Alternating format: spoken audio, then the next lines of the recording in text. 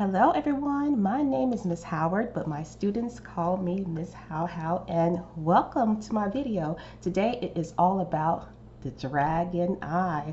Now this is completely different from the oil pastels and the sculptures that some of you have seen before and have done. This is all about the texture. Look at that. And it really just grabs your attention. So we're going to use a couple of materials, mixed media, as you can see here, to give it this beautiful look. So what we're going to do first, we're going to jump into it, is to start with our practice paper. So it's just a standard egg. You could just print it out from anywhere, but if you don't have one, you want to do a copy of this, I have it on my blog to provide for you.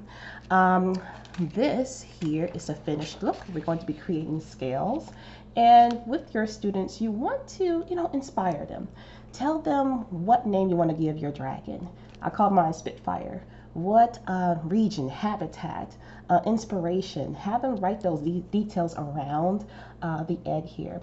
Also, what you're going to do is draw 3 different styles. As you can see, I have double lined each, and that is a reason for that, and I'll tell you that later. So the very first thing we're going to do is to have them practice which style of scale that they want. Because, I mean, come on, we all want choices. So with the first one, I would draw about 3 or 4 scalloped lines. And then just layer it here. And then afterwards, we'll just go in and double line it. This is a little smile line. Very simple. Simple. Very simple, very easy. Number 2. What we're going to do are U-shaped scales. See my nails? My theme here. It's all about the dragon. I even got my nails done for it. All right, and then what we're going to do is layer it again. So again, 3 or 4 for the start. And then you can just squeeze one in there and then double line it.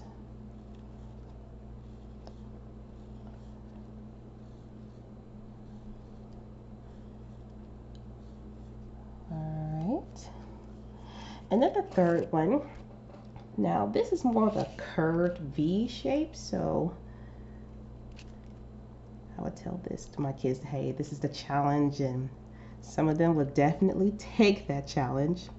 Now I will warn you with this one, the curved V, I noticed when my students were practicing on this the other day, yeah, it turned into a regular V. Will I recommend this? I mean, sure, if they can handle it, but just a warning. All right, let's make it quick. All right, and there you have it. Now, for example purposes, since I already did the curved V shape here, I'm just going to keep it easy and do number 1. So you can have your students check off or mark off which one they're going to do, and then start with a large, not small, a large scale. And I put emphasis on large because sometimes if you say medium, it still looks small.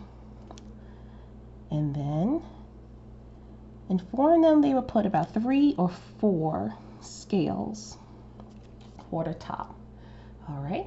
So after that, we're going to start from the center for one of these. I'm going to start right here and continue that pattern and double line it.